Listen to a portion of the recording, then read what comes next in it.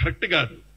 ఒకవేళ నిజంగా తప్పు చేసినప్పుడు ఈ ప్రజల కోసం, ఈ పేదోళ్ల కోసం, ఈ సమాజం నిర్మించడం కోసం మీడియా మిత్రులు వాళ్ళ పాత్ర వాళ్ళు పోషించడానికి ఈ ప్రభుత్వంలో అన్ని వేళ స్వేచ్ఛ ఉంటుంది.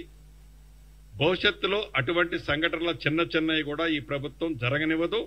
జరిగితానికి కారకులు ఎవరైనా ఉంటే వారిని ఉపేక్షించదని కూడా యావత్ రాష్ట్రంలో ఉండే మీడియా మిత్రులకు మీ ద్వారా తెలియజేస్తున్నారు.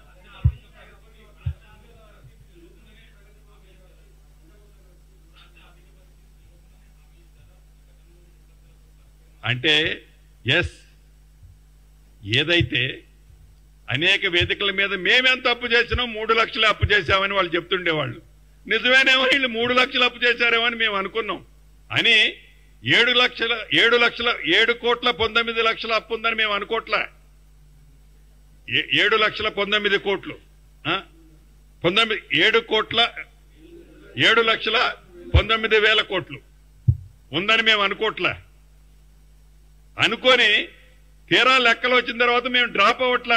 మా ఏది అభయస్థం ద్వారా మేము ప్రకటించిన ప్రకటనలు కానీ ఇతరత్ర కానీ బరాబర్ మా నాయకులు రాహుల్ గాంధీ గారు, ఖర్గే గారు, ప్రియాంక గాంధీ గారు, సోనియమ్మ ఏదైతే మాటిచ్చామో, మా ముఖ్యమంత్రి గారు మాటిచ్చారో తల తాకట్టు పెట్టైనా ఇచ్చిన మాటను ఈ ప్రభుత్వం చిత్తశుద్ధితో నిర్వహించుద్ది.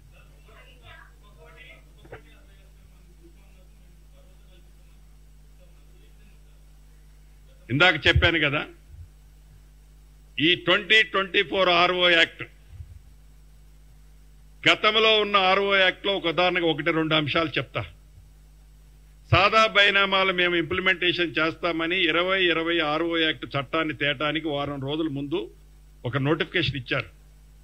వారం రోజుల్లో 2 లక్షల అప్లికేషన్లు వచ్చాయి. 2020 చట్టాన్ని తీసుకొచ్చిన తర్వాత దాన్ని మళ్ళీ ఒక వారం రోజులు ఎక్స్టెన్షన్ చేశారు. కానీ ఆ చట్టంలో ఏదైతే ఈ సాదా బైనామాల కార్యక్రమాన్ని ఎక్కడా మెన్షన్ చేయలే. మెన్షన్ చేయని కారణంగా అప్లికేషన్లు అయితే రిసీవ్ చేసుకున్నారు, కానీ వాడిని ఇంప్లిమెంటేషన్ చేయలే. అటువంటి పొరపాట్లు లేకుండా ధరణిలో అనేక లొసుకులు మేము అనేక వేదికల మీద చెప్పా. అటువంటి లొసుకులు ఏదైతే దాంట్లో 33 మాడ్యూల్స్ ఉన్నాయి. మీకో నాకో మా చెల్లెమ్మకో ఏదన్నా ఒక ప్రాబ్లంకు సంబంధించి ఒక మాడ్యూల్లో అప్లోడ్ చేయాల్సింది ఇంకొక మాడ్యూల్లో అప్లోడ్ చేస్తే మళ్ళా 6 నెలల తర్వాత మీరు తప్పు అప్లోడ్ చేశారని 6 నెలల తర్వాత రిప్లై వస్తుంది. మళ్ళీ అప్లై చేస్తే మళ్ళీ ఒక 6 నెలల తర్వాత.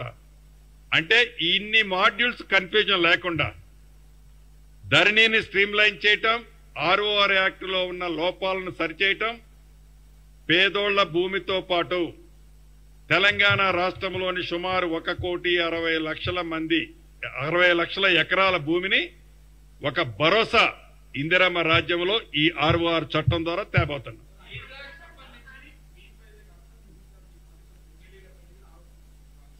డెఫినెట్ గా చట్టము. ఉదాహరణకి మా కేంద్ర మంత్రివర్యులు పల్లంరాజు గారి సోదరుడికి సంబంధించింది కూడా డిస్మాంటిల్ చేశామండి. వాళ్ళకి అది కళ్ళు కనపడటం లేదా? మాట్లాడేటప్పుడు కేవలం పేదోళ్ళదో వాళ్ళదో అపోజిషన్ వాళ్ళదే చేశారంటున్నారు. గౌరవనీయులు మా పల్లంరాజు గారి సోదరుడికి సంబంధించిన ఇన్స్టిట్యూషన్ ఒకటి ఉంటే అది కూడా చాలా మెరకలో ఉండుంటే ఇది కరెక్ట్ కాదు అని హైడ్రా ఐడెంటిఫై చేసి మా పార్టీకి సంబంధించిన వ్యక్తులదైనా కూడా కొట్టేశారండి. దాన్ని కోట్ చేయరు. నిన్న కోర్టు ఎక్కడైతే మెన్షన్ చేసిందో మరి అప్పుడు అంతకుముందు అలా తెలియదా? ఇది నాది కాదు, నా దోస్తుది, నేను లీజ్ ఎంత అమౌంట్ చెప్పమనంటే ధైర్యంగా లీజు అమౌంట్ మీది ఎంత 5,000 అంటాడు. 5,000కి ఎన్ని ఇస్తారో చెప్పమనంటే మన అందరం తలొక్కట అందరం తీసుకుందాం. సొల్లు మాటలు. ధైర్యం ఉండాలండి, దేనికైనా ధైర్యం ఉండాలి చెప్పడానికి. కనీసం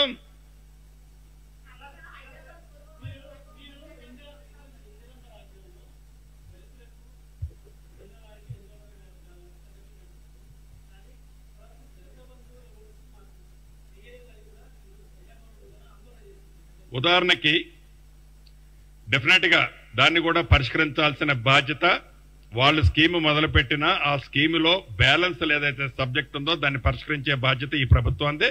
తప్పకుండా బాధ్యతని నిర్వహిస్తాం. ఉదాహరణకి తొందరపాటు తరంతో నిర్ణయాలు తీసుకుంటూ ఎలా ఉంటాయో మీకు ఒక ఎగ్జాంపుల్ ఇస్తా.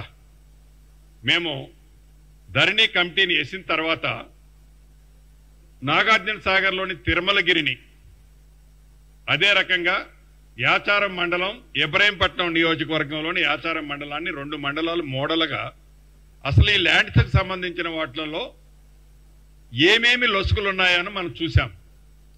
తిరుమలగిరి మండలంలో ఇప్పుడే వచ్చేటప్పుడు నేను కలెక్టర్లతో మాట్లాడి ఇలా పేపర్లు ఏదో 1-2 పేపర్లు కూడా ఆర్టికల్ రాశాయి.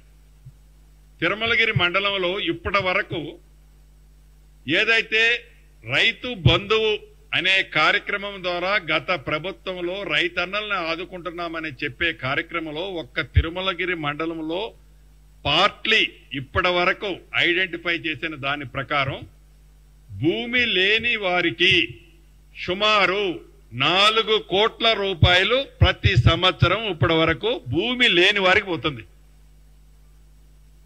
వారికి భూమి ఉండదండి. వారు పింక్ షర్ట్ వేసుకొని ఉంటే వారికి పాస్బుక్ ఉంటుంది. ఆ పాస్బుక్తో వాళ్ళకి రైతు బంధు వస్తుంది.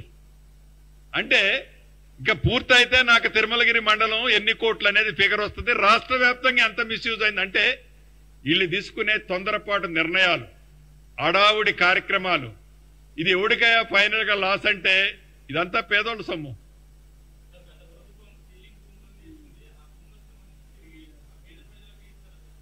తప్పకుండా అనేక వేదికల్లో మా నాయకులు రాహుల్ గాంధీ గారు చెప్పారు. ఇప్పటికీ మీరు ఏ గ్రామీణ ప్రాంతానికి పోయినా కూడా ఈ ఇందిరమ్మ పట్టా అంటారు. ఇందిరమ్మ పట్టా ఎందుకంటారంటే పేదోళ్ల పేటెంట్ ఇందిరమ్మ.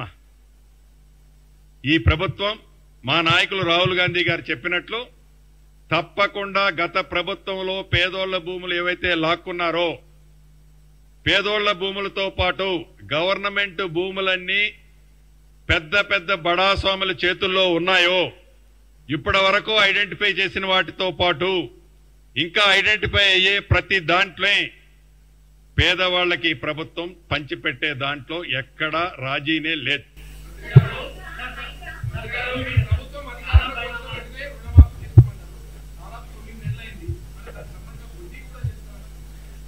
ఇప్పుడు 2 లక్షల రూపాయలు చేస్తామంటున్నాం. నిజంగా మీకు తెలియదు కాదు ఇది ఈ ప్రభుత్వం యొక్క పరిస్థితి. మేము 2 లక్షలు చేస్తామన్నాం, దానికైతే స్ట్రిక్ ఆన్ అవుతున్నా, తగ్గేదైతే లేదు.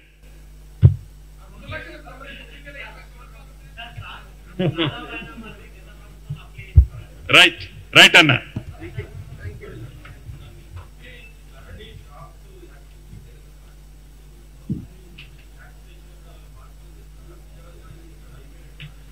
డ్రాఫ్ట్ లో వచ్చిన అన్ని కూడా ఇన్కార్పొరేట్ చేసేసి దాన్ని అసెంబ్లీలో పెట్టి పాస్ చేస్తాం. డెఫినెట్ గా మంచి ఏదైనా సూచనలు వచ్చినాయి ఉంటే అన్నిటినీ ఇన్కార్పొరేట్ చేస్తామండి. చివరిగా అయితే ఒకటి లాస్ట్ నేను లెగ్సే ముందు పొంగిలేటి ఛాలెంజ్ని ప్రధాన ప్రతిపక్షం సేకరించాలని మరొకసారి ఇక్కడ నుంచి వాళ్ళకి రిమైండ్ చేస్తాను.